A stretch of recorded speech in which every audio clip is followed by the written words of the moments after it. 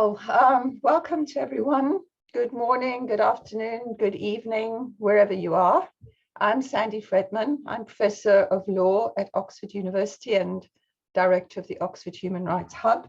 And I had the great privilege of being one of the 9 experts which constituted the drafting committee of the Abidjan Principles. So we are getting together today to mark the 3rd anniversary of their adoption. So welcome to everyone. I should say before I start that I wanted to mark the fact that I stand in solidarity with my colleagues at other universities who are striking at the moment for better pay and pensions, because my university is not on strike and we've been instructed not to be on strike. I am not on strike, but I do want to emphasize my solidarity with all of them. So the Abidjan Principles were drafted in response to the growing involvement of private actors in education. And the principles bring together the international obligations of states in relation to the right to education and how they apply in the context of commercialization in education. Most importantly, under international human rights law, even where there is private involvement, states remain responsible for respecting, protecting, and fulfilling the right to education. And this entails strengthening public provision and also strengthening public provision and also regulating private provision. The principles recall, for instance, that states must avoid commercialization of education, and they also show that they must not fund or support private schools that are commercial and excessively pursue their own interest. So the principles were quite a long journey. They were drafted over 3 years in the course of a wide-ranging consultation, and this culminated in their adoption by a wider group of 57 global education and human rights experts, some of whom are here in the audience, so welcome to them, to all of you. And in the 3 years since they've been adopted, the principles have been endorsed by all the major United Nations and regional human rights bodies, including, for example, 2 United Nations resolutions. And they're also becoming the major reference point for states as to how to comply with their international obligations to provide free, quality education for all. It's particularly encouraging, therefore, to see similar positions reflected in UNESCO's most recent Global Education Monitoring Report and in the report published late last year, Reimagining Our Futures. So we are delighted on this occasion of the 3rd anniversary of the Abidjan Principles, and as we're all grappling with the devastating effects of the COVID pandemic on the right to education, to have such a wonderful panel to discuss the principles, these reports, and the national level picture from Uganda and the United States. I'm very glad to welcome Manos Antoninis, who is the director of the Global Education Monitoring Report, Sobi Tawil, who directs the Future of Learning and Innovation team at UNESCO, Jacqueline Mowbray, who's an associate professor at the University of Sydney Law School, and who I was delighted to work with as one of the other expert members of the drafting committee of the Abidjan Principles, which was chaired by Professor Anne Skelton. I'm also very delighted to welcome Salima Namusuyaba, who is the Executive Director of the Initiative for Social and Economic Rights and an expert member of the Working Group on Economic, Social and Cultural Rights of the African Commission on Human and People's Rights. She was part of the Secretariat of the Abidjan Principles and has worked on issues of privatization for many years. And welcome Jitu Brown, who is the National Director of the Journey for Justice Alliance, which has brought great energy and focus on the connection between attacks on public education and the disempowerment of African American communities. So welcome to you all, and we're greatly looking forward to your remarks, and welcome also to all of the audience who we are very glad to be sharing this occasion with. Can I encourage you to put your comments and questions into the Q&A box as they occur to you. Don't wait for the end. And please feel free to engage with each other in the chat as well. And we will have plenty of time for a discussion of those questions. So we look forward to your ongoing participation as we go along. So before we start, we'd like to show you a short video, which will put the principles in context.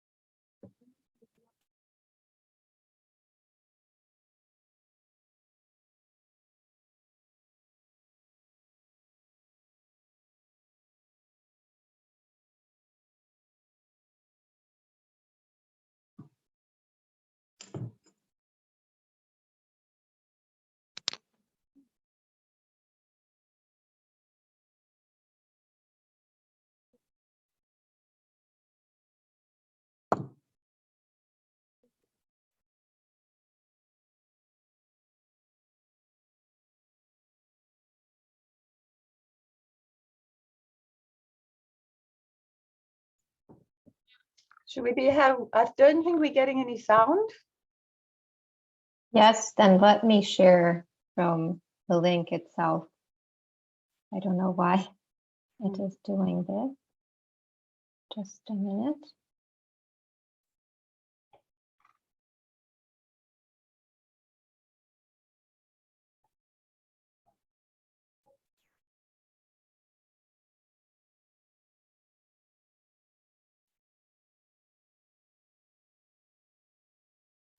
Perhaps while you're sorting, we could keep the video for the end and you could sort out the sound and we could come back to it. Or do you want to try one more time? Just let me try one more time. Sorry.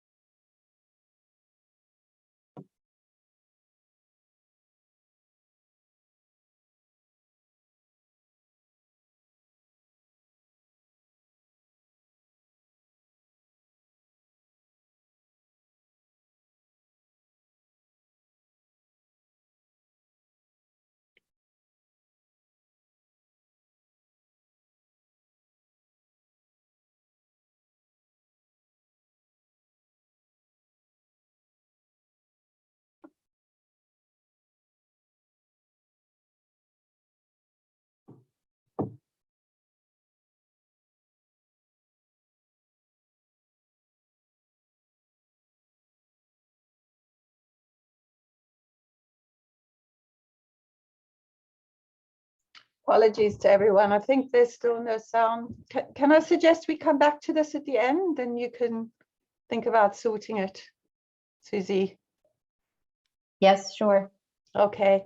Okay. Well, we keep the this is really a wonderful video, so we keep the pleasure of seeing that until a little bit later while we sort out the sound. So apologies for that.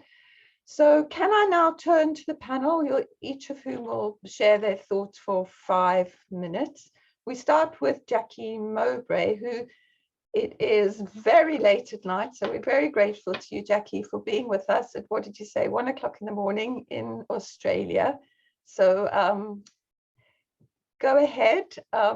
If you could start with your remarks for five minutes. Over to you, Jackie.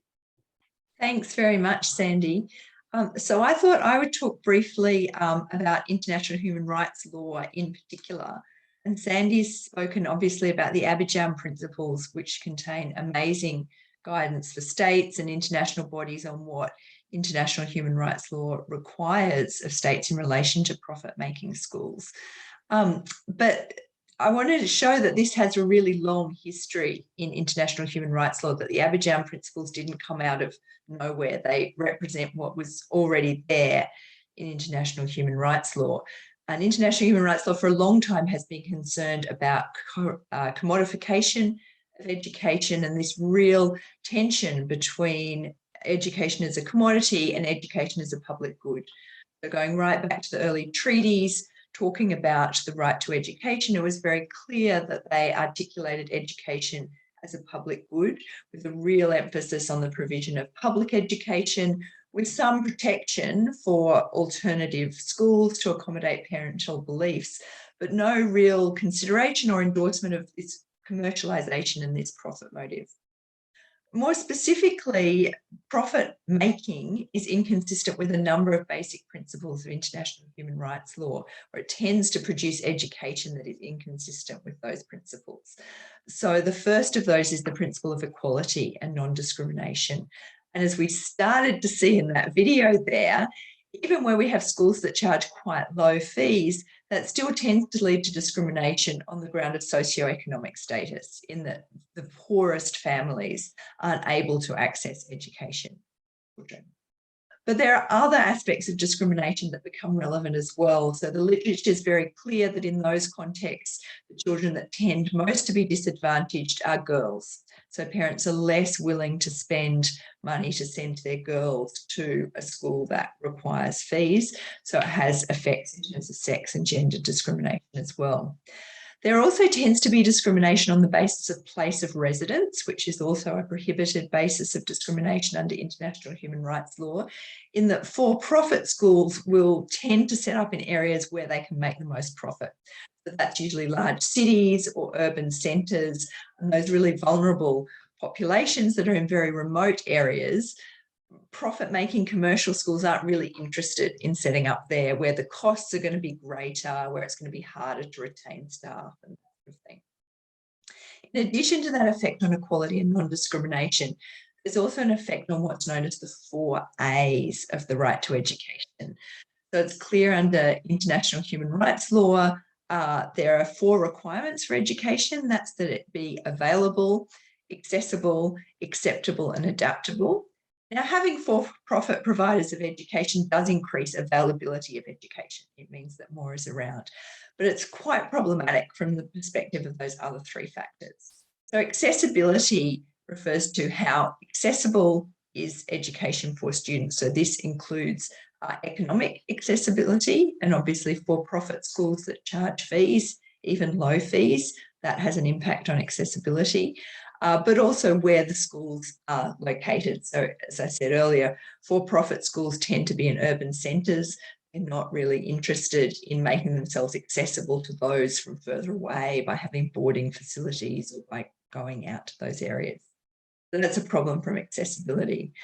Acceptability means that the school and the curricula need to be acceptable and appropriate for the students who are going to be there. So they need to have appropriate facilities. They need to have teachers who are culturally sensitive to particular cultural requirements or religious requirements. There needs to be ability for students to go somewhere to pray during the day if their religion requires that. Language is another really important aspect of acceptability and accessibility, that like education has to be provided in the language that students speak. And again, profit tends to dictate that education will just be provided in the dominant or mainstream way. And there's a lot of literature showing that for-profit providers don't take account of those cultural differences and accessibility. Final requirement is adaptability, which means that education can change over time and in different situations to respond to the needs of students. Again, there's a literature showing that doesn't really happen with for-profit education, where the incentive is to roll out the same product in different countries to different students, because that's the cheapest way of doing things. So in all those ways, for-profit education is really in tension with the requirements of international human rights law. And that's why the Abidjan Principles are great in unpacking some of the ways in which that happens, and we can prevent that happening. Indeed. Thanks so much, Jackie, for framing this in terms of international human rights law, which are put together in the Abidjan Principles. And that's such a great start to this panel. So can I now turn to you, Manos, who is the director of the Global Education Monitoring Report, which is called Non-State Actors in Education, Who Chooses, Who Loses. And it came to the very important conclusion that profit making is inconsistent with the commitment to guarantee free pre-primary, primary and secondary education, and that it should be regulated or banned. So we very much look forward to your comments, Manos, and over to you. Thank you, Sandy. And of course, I regret not having had a chance to be with you at the event in Abidjan 3 years ago. But it's a real honor that you have invited us to celebrate with you today. Although I think, if I remember well, it's like this week is the Abidjan week. I should also say, with some trepidation, I'm not trained in law. I've always found law intimidating. I am an economist, so maybe what I'm going to try and do is discuss the issue of the profit making in compulsory education to the extent possible from an economic perspective, perhaps, given that I'm not so suitable to talk in legal terms. But an important thing to say is, of course, that we could not have written the 2021-22 Global Education Monitoring Report without having the Abidjan Principles as an anchor to formulate and relate our arguments with respect to them.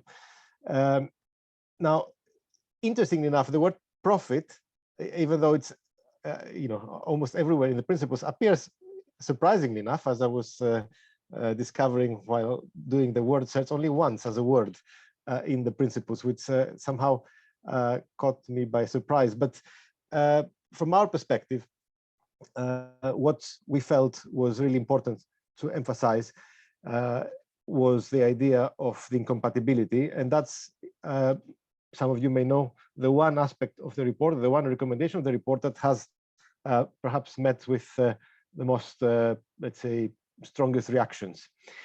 Now, we're not the first ones to, of course, question this. As our research showed, about 21 countries introduced regulations banning profit making over the past 10 years, and overall 27% of countries have made for-profit provision illegal in primary and secondary education. Now, of course, the extent to which providers are motivated by profit varies and is very difficult. And that was one of the biggest lessons in early discussions we had with your broader team, how difficult it is to really define profit in education and have a foolproof definition that can really stand in the court of law. But I think what is very important is the lessons and the messages we get from parts of education where profit making has been much more, let's say, accepted, and yet, as the examples in tertiary education show, have also resulted in a lot of turmoil and not in support or in defense of quality in education, but rather essentially penalizing some of the more vulnerable groups. And I think the United States example is, of course, the most prominent, but indicative of where things can go if profit making is given prominence. Now, from our perspective, there are three key arguments that are being discussed on debates over private actors, especially profit making in education. First, education is, of course, not only a public good. We should not forget that it has private good elements, and it's inevitable that some profit-oriented actors are trying to defend that argument and say that that's what they're catering for the wealthier and aspiring families. But of course, that leads to exclusion, as we know very well. And that's a very important reason why one should stay clear. The second is that profit sometimes is being seen as a fair reward for innovation. But what is often presented as innovation, the report argues, may be hard to verify and is often possibly exaggerated for marketing purposes. In addition, education should not be seen as a market where producers try to outcompete each other. Instead, the good idea should be tested and implemented for the benefit of all learners. And that's also another key reason why our view towards profit making is very skeptical. But at the end of the day, it boils down to this question. That's the third argument. Why do private providers, why should they not be allowed to make a profit? Some defenders of profit making are asking, if they deliver what the government contracts them to do. In other words, education can be still free of charge, but some people can make profit out of it. And to us, this argument about efficiency boils down to the bigger question, but where do such efficiency gains actually come from? And ultimately, the report says, well, there are sometimes structural challenges and structural problems in the education system, which private providers exploit. And at the end of the day, governments have a responsibility to address these problems head on, but not use that as an excuse to enable private providers to enter so-called markets and provide services that otherwise the public sector can deliver, as long as they address the fundamental weaknesses of service provision.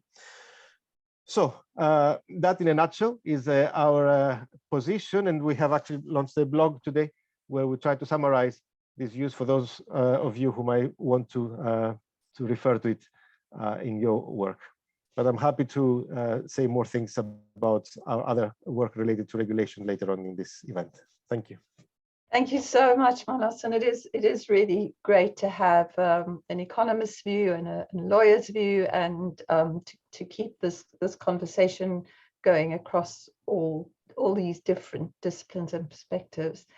So can I now bring in Sobi Tawil, who worked closely with the International Commission on the Futures of Education, which produced this fascinating report, Reimagining Our Futures Together. So over to you, Toby. Thank you very much, Sandy, and greetings to all. And thanks for this opportunity to join the celebration and share something from the reports of the Independent International Commission on the Futures of Education, commission established by UNESCO, and that released its report, Reimagining Our Futures Together, a new social contract for education, last November. Just a word before getting to the framing that the report uses of education as a public endeavor and a common good. Just to say that it is a call, the report of the Commission is a call to forge a new social contract for education, one that can transform education, that can transform our approaches, our models, and basically for two reasons to justify this transformation. And the first is what is framed as the unfulfilled promises of the past, and that despite progress over the decades in expanding educational opportunity and reducing gender divides in participation in education, we still have an inherent from the past and persists and continues into the present multiple exclusions from educational opportunity, in particular for economically vulnerable populations and for historically excluded populations. And we see this through, I mean, no need here to cite the figures on out of school or on the share of non-literate youth in low-income countries still today, 50 years after, national and development efforts and international cooperation, facets of the learning crisis, issues around the relevance of education, of high dropouts, disengagement, a 50% on average completion rates of upper secondary education. So a first set of reasons, all worsened by the COVID disruption, a first reason to rethink our approaches and models in education. The second reason for the transformation has to do more with education and how it relates to broader development patterns and disruptive changes, whether in regard to the environment and climate change, to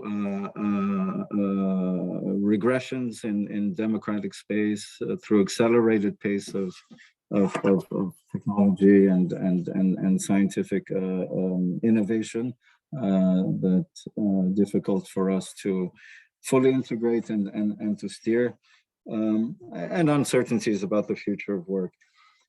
So the proposal for a new social contract is based on these unfulfilled promises, this need to transform education, both for the to address the unfulfilled promises of the past and the disruptive, the uncertain futures. And social contract is intended as an implicit, understood as an implicit agreement between different components of the society, the different constituencies, on ways of working together in education for shared benefits. Two foundational principles are proposed in the reports of the Commission. First is to expand the understanding of the right to education, expand in two ways. One, to expand in terms of seeing the right to education as being a right throughout life. And this, I think, resonates well with what we have in the Abidjan Principles. Secondly, expanding it in connecting the right to education with the right to information, the right to science, the right to culture, the right to participation, the right eventually to connectivity.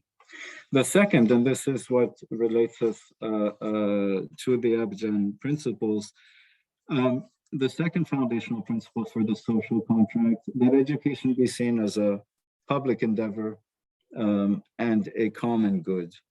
And the Abidjan Principles define public education institutions. They define these public education institutions as those that are recognized as public by the state, those that are managed and controlled by the state, and those that are in service of public interests. I would say the report of the International Commission does not actually define what public education or private education institutions are, but rather what constitutes public education and what makes education a public and a shared endeavor. And this, I think, relates or highlights, puts the emphasis on that third component of the definition in the Abidjan Principles, in service of public interest. And what makes public education, what constitutes the publicness of public education in the report of the Commission is that it occurs in public spaces. It's education that promotes public interest. And third, that it is accountable to all. And this accountable to all relates us to the notion of common good. And just the final word on that. There is room in the conception of the common good for private and non-state actors, and as acknowledged in the Abidjan Principles, private and non-state actors in education are diverse, and their forms of engagement differ. But true that this engagement of a growing diversity of non-state actors at all levels of education is growing, some for legitimate reasons, greater voice and accountability, or sometimes in response to deficiency of public provision. But if there is room for all partners, for all non-state actors, there is also a central role in the conception of common good for the state in not only in ensuring provision and public financing, but also in ensuring inclusive participatory processes in defining common vision, and definitely in regulation and quality and assurance. I think the report of the International Commission is clear to say that there is room for all partners. We need, in this collective effort, to have the contributions of all. However, there is no room for commercializing, no space for commercializing, commodifying education, and in particular, with regard to what national constitutions would consider periods of compulsory education. Over to Thank you. you so much, Sobi, for those really, really helpful remarks, and very much steers us to this fascinating report which the Commission produced. So now we've had some very valuable insights from the international level, from UNESCO. We turn to the national level. Can I turn now to Salima, who's joining us from Uganda, who, as I said, has been very much involved at all levels, actually, national, regional, and international, on this issue. So over to you, Salima. Thank you very much, Sandy. I'm one of those people who are really excited to celebrate the Abidjan Principles. Having been in the room several times as part of the secretariat formed by civil society, and watching the drafts committee debating and sometimes deferring the debates to make sure that they get the points right. So for me, it's really quite fulfilling to see how far the Abidjan Principles have come, and to see the wide recognition and the important role that the principles are now playing. But for this discussion, I'm going to focus on Uganda. And just to say something about the privatization journey and the profit making in education that we've experienced in this country. So there were private actors in Uganda for a very long time, I guess for as long as formal education was introduced to the country. But profit in education delivery, as we know it, came with the liberalization that happened in education from 1992, where we had the government white paper on education that opened up the sector to business people. And what really attracted many of the businessmen was the environment that existed in the country. There was very limited regulation, but there were also incentives, for example, tax waivers that were being given by the government to encourage people to come in. So many businessmen saw it as an opportunity to make more money, and they came in, first of all, we saw that there were individuals who were running just one school here and there. But later we saw the trend grow from individual school to chains. And then we got to international chains. For example, we've all heard about the Bridge International Academies that came into the country and sought to take a big percentage of the market. And the growth of the sector became so much that at this point, we now have 39% ownership of private schools at primary level. And then we do have 66% at secondary level. And of course, also the enrollment has been growing from the beginning of the liberalization. It was only later in 2008 that the Education Act came in to provide some regulation, but did not really focus on private provision, and it did not also touch on the issue of profit, so to speak. So education has been thriving as a business to an extent that, private schools have been doing a lot of things to increase their profit margin. On top of having high tuition fees, there has been things like non-tuition fees, asking people for requirements that are exorbitant, and forcing students to actually buy the school requirements from the school, such that you don't even go, for example, to look for where you can find the cheapest book. You have to buy it from the school. But there has also been tax evasion coming from private actors, but also activities like ensuring or even cheating in exams to ensure that the school performs well, such that it attracts more students to come into the school. So a lot of negative practice has resulted, but the issue of profit has become so ingrained in our society such that right now, many of the parents are having to borrow in order to have their children go to school. So it's either the parent borrows or the child is going to drop out. And as has been discussed earlier, the girl child is actually more disadvantaged in circumstances like that. Actually, when you look at the socio-economic condition of countries like Uganda, the concept of profit in education becomes even more outrageous, because we know the importance of education in terms of what it does in the development of the individual, but also in terms of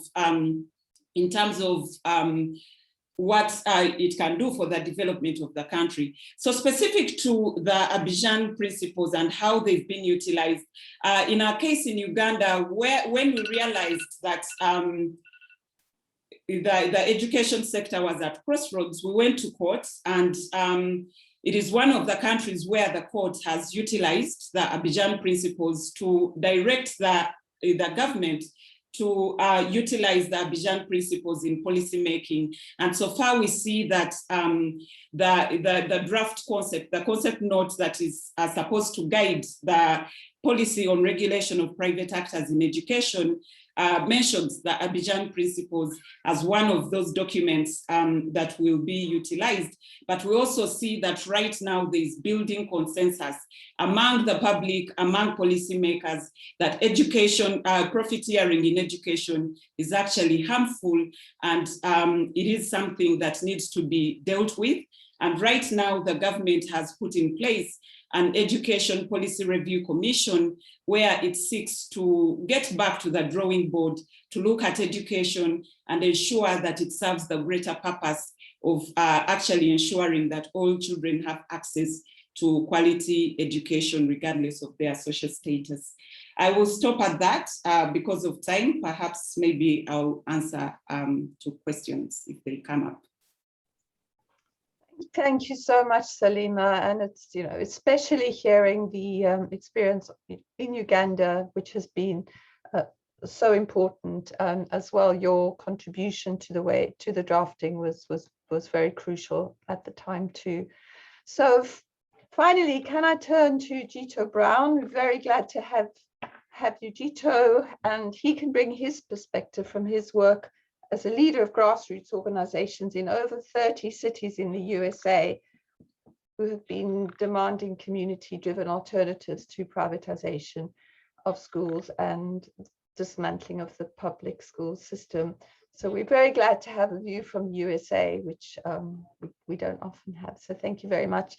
Thank you for joining us, Gito. You have 5 minutes. Gito, we can't hear you. You're on mute. Thank yes, you. ma'am. Thank you, Sandy. Good morning, everyone. So I'll be quick. First, it's an honor to be in this space with everyone. I think really examining the impact of profit making in education is long overdue, and it's really time for what we would call accountability to the public. The way that profit making shapes out in the U.S. is not charging children salaries or families, not charging them tuition, but education management companies winning contracts with school districts. And so whether they are designated as nonprofit or for-profit, they make money because they win contracts. And as Sister Salima just mentioned, one of the things that tends to happen is they have very creative strategies to make it harder for students to get in. So only the families that have the ability to attend a number of meetings and help fundraise and things of that nature, fill out, go through several application stages. So they make it harder for the neighborhood children to get in, but then they also have very creative methods of pushing children out, like fining children if they don't wear a belt. Or there was a school called Noble Street in Chicago, which former Mayor Rahm Emanuel called the secret sauce to education, because they had their test scores were high, and the percentage of children that went to college was high. But what we found out is that they were really operating like a meat grinder, because they were fining children to the tune of $400,000 a year and pushing out the young people who would make their portfolio look less attractive. Because when they go to the school board at the end of the year, what do they want? They want more schools, they want more buildings. So this strategy has been going on all over the United States. New Orleans is a prime example. So one of the things that we did as Journey for Justice Alliance is, one, we defined education for us, for parents and for community organizations and for educators. And the definition we landed on was that education is inspiration and information that prepare young people to impact the world. And that children must have an opportunity for inspiration. And that the biggest problem in education in the United States is inequity. So many of the legislative and litigation wins we had with Brown versus Board, and the passage of the Elementary Secondary Education Act, which provided the Individuals with Disabilities Education Act, which provided Title I, that meant extra money for schools with the poorest students. Many of those initiatives have been skirted by. And to be candid, we did a study a couple of years ago, which showed, with a coalition called the Alliance to Reclaim Our Schools, which showed that Title I and the Individuals with Disabilities Education Act have been underfunded by over $580 billion. That's billion with a B, right? And so if our schools aren't getting those resources, if we're not honoring the mandate of Brown v. Board, then what happens is that they're going back to a model called school choice, which was born out of white families' refusal to send their children to school with African-American families. So that's what school choice comes from, white families pulling their children out of public schools because there was an order to integrate, and then actually creating their own school districts or private school districts. And so now this model of school choice is what is spread across the United States. We just had a situation in Oakland where they voted to close 18 schools in Oakland, California, despite the fact there were 2,000 people basically banging at the door of the school board meeting.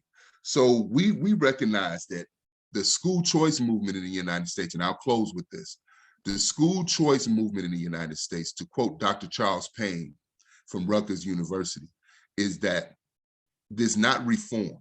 These are mediocre interventions that are only accepted because of the race of the children served. If only 1 out of 5 charters outperform traditional public schools, would that be acceptable for those decision makers' children?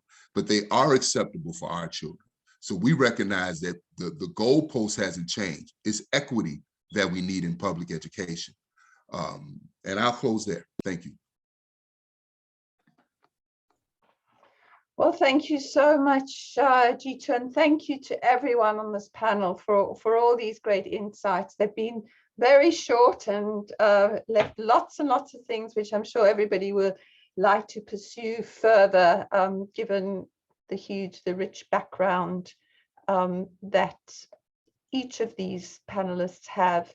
So I wonder whether we could go to questions and answers. We have 15 minutes, so please do keep putting your questions into the question answer. I'm going to group the questions together so that we can make sure we get through a fair number. And I think one of the key themes that's going through is the question which Charles has put, Claire has put, and others as well, which are, how do we deal with the dilemma of commodification and public good when the public one is, in Charles's view, inefficiently run and in some cases aren't available, and parents want to access education? And Claire England adds to this the question of when schools, how do I identify profit making when schools appear to be organically low fee independent schools generated from a need in the community? Is this profit making, or just communities taking the education quality and access crisis into their own hands? So that is one of the key questions that comes up. How do we ensure access when the public sector is not, in the view of some parents, providing what they rightfully want for their children? So Manos, you talked about profit and the difficulty, and certainly you mentioned it doesn't appear only once in the Abidjan Principles, and as drafters we definitely thought hard about this particular question too. So perhaps you could start, and after that we could go back to Salima, who's experienced these issues on the ground in Uganda. Manos. Thank you, Sandy. I think I tried to address both points in my intervention. I did mention a potential skepticism over how inefficiently some schools are run, in the sense that there are no miracles in the delivery of education. Education is a social endeavor. A society as a whole delivers education. But there are sometimes gaps and windows that are being created by us, by governments in particular, when they neglect where there's privilege, and when they neglect where there's exploitation. And that's what they need to tackle. The change of the modality of provision is only going to lead to more troubles. But at the same time, the reports, and of course the principles as well, are not advocating for these thousands of schools, of single proprietors of school to close down, because they were created by a certain set of conditions. It's a long story. It varies sometimes by country how this came up. But the issue is that we need to tackle these problems head on. And the report makes the key recommendation that governments need to see education systems as one. They cannot differentiate between schools, teachers, or students who may be in different sectors or subsectors, and say, okay, we're not going to care about those. That I think is also the principle of what the Abidjan team got together to argue for, and that's the message we're also arguing for. Thanks so much. So Salima, how would you respond to this question? Okay, in terms of the public system being inefficient, from our experience, what we've seen is that the public system suffers from underfinancing as opposed to being inefficient. So there has to be deliberate policy to ensure that the public system is properly financed. We do not see any age of the private sector if the public and the private have the same level of resources.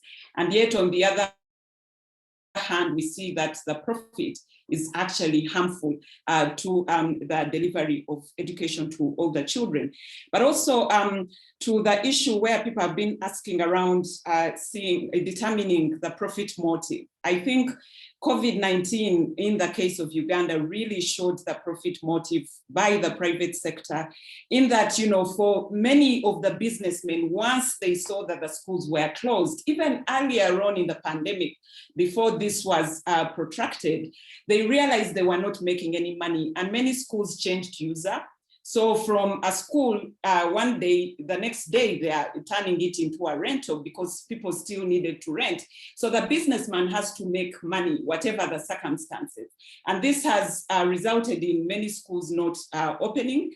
Actually, many of them have also been sold off because, again, the owner needs to make money. They are not there to educate children in the first place.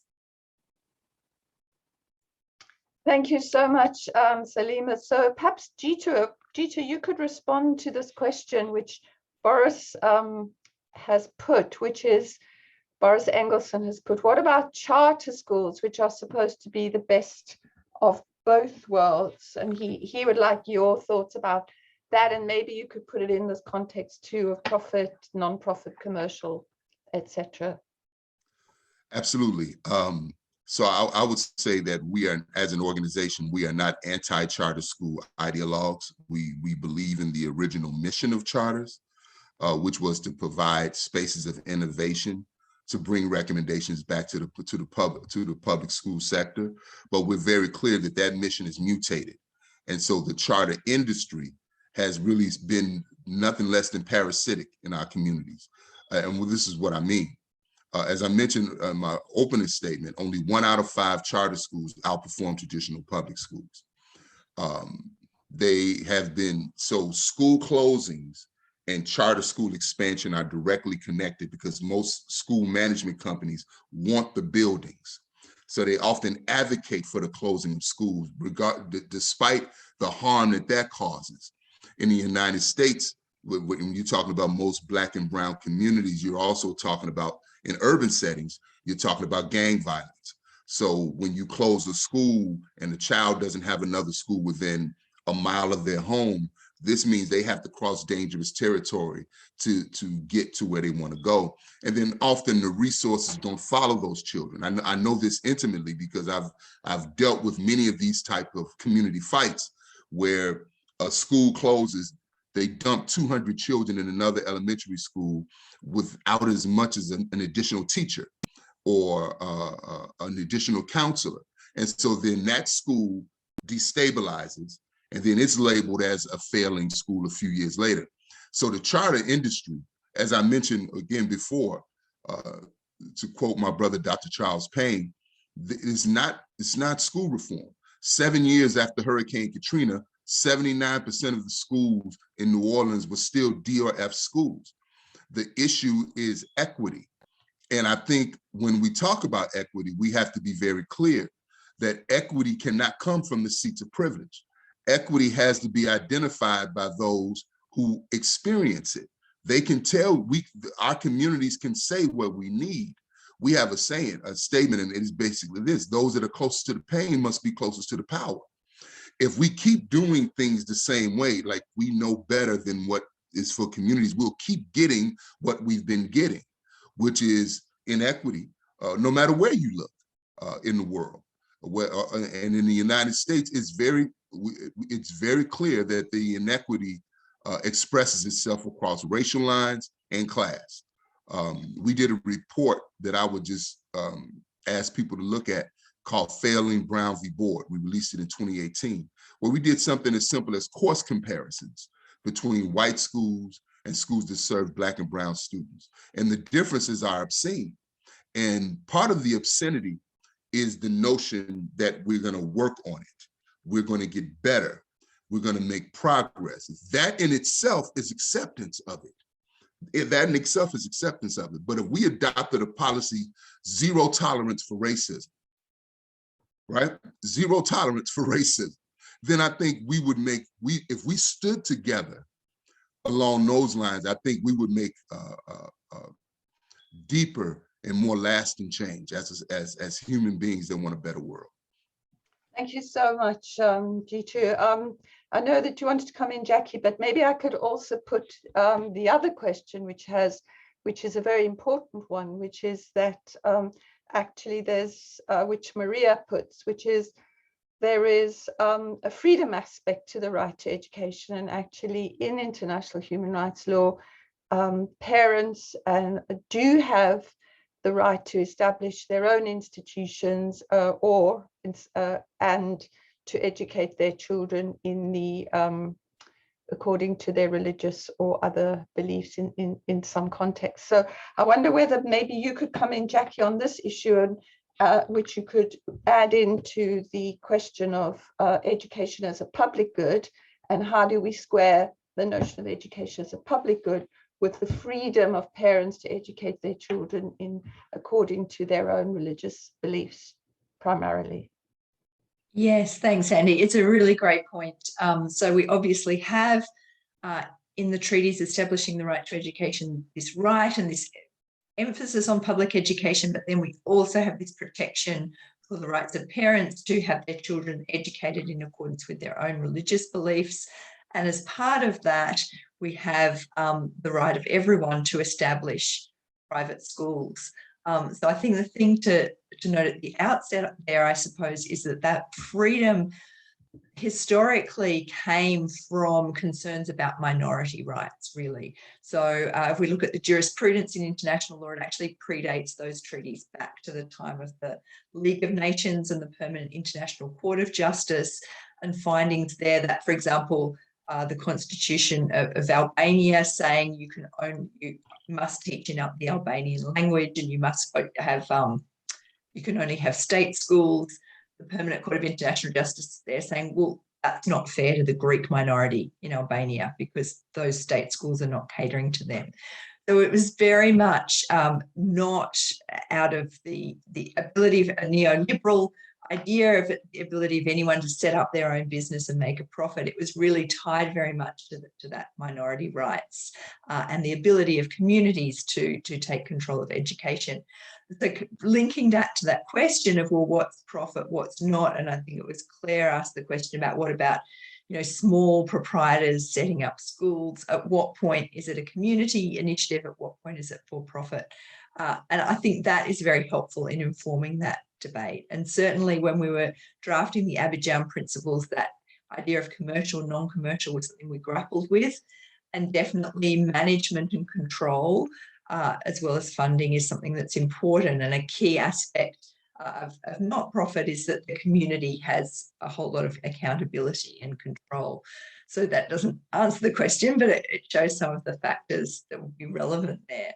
And I guess the other point quickly to make that we also thought when drafting the principles is at some point you need to move beyond the commercial, non-commercial distinction and agonising over that and look at the particular behaviour that is troubling here. And that's what the principle. So thanks so much, Jackie. And in the last couple of minutes, I wonder whether we could turn to you, Sobi, about this issue on which a lot of people have put their questions towards, which is the lack of funding in the public sector, the lack of proper investment. And in the Reimagining Our Futures Together, how do we actually get the state to fulfill its obligations by properly providing, and not just providing for the better off, but providing for those communities who are marginalized, who are left out, whether it is children with disabilities, racialized communities, girls and other gender identities, and of course, the poorest in our communities. Yeah, thank you, Sandy. I'm not sure the report on the futures of education goes too far, or the report of the International Commission goes too far on that issue, but definitely that there is a state obligation in line with the spirit of the Abidjan Principles for adequate and sustained public financing of education. But I mean, we do know that there are many cases where existing public funding of education is not sufficient to respond to demand. In some cases, the development of private provision is also in response to this inability to even keep up with growing demand in terms of demographic growth. And I think that one of the issues now is to look at, I mean, that there are other contributions. One can look at the education sector. I mean, the share within public financing. One could look at the structure of public spending in education, and prioritizing, more basic levels of education is already a more, equity-based approach. There are obviously issues around efficiency and improving efficiency, and not to mention, issues around corruption in education. But I think that the key issue that even at the UN level is being considered ahead of discussions this year on transforming education. How do we ensure sustainable domestic financing for education, sustainable, so that corporate social responsibility contributions, that's fine in supporting public education efforts, but we need sustainable financing models within countries, and that might have to do with rethinking social protection, and definitely keeping in mind the central principle. The central principle, it is in the Abidjan Principles. It is also the spirit of the 2030 agenda and the Sustainable Development Goal 4, which is equity. Equity should be the main policy lens, and centering in all our discussions, centering the most marginalized and vulnerable communities in all policy formulation and strategy formulation. This is something also picked up, just the last word to make that connection with the Declaration on Connectivity in Education, that any effort to overcome, the digital divide and expand opportunities of using digital technology in education must start with those who are the most marginalized in terms of opportunity. Often it's the other way around. It's experimenting, piloting, innovating in more privileged contexts, and then hoping that this will trickle down.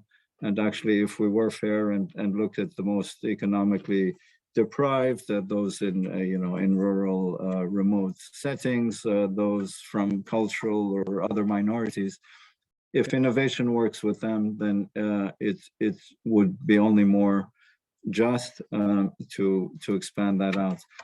So the same, I think, with the public financing of education, that be made a key, a key guiding principle. 50 years of international aid. I mean, why are we where we're at still today? One could ask the question in 2020. I mean, beyond fragile states, collapsed states, disaster stricken, why do we still have this international aid? We need sustainable domestic financing, and there needs to be new models for that. Well, thank you very much. So on that note, and also noting that the International Finance Corporation's freeze on investment to for-profit schools, and obviously the role of international finance has been crucial, and the change in direction very much welcomed. So thank you so much to our wonderful panel. All of you have a huge amount more to say, but what we've heard has been fascinating. Thanks so much to our wonderful audience for all of your great comments. I'm sorry if we haven't managed to respond to all of them, but I hope this is just one stage on this long journey, which we've all been engaged in for some years now, and going forward towards making sure that every child has access and can benefit from free, public, good quality education in accord with the right to education in international human rights law. So thank you, everyone. And I think this is where we draw to an end.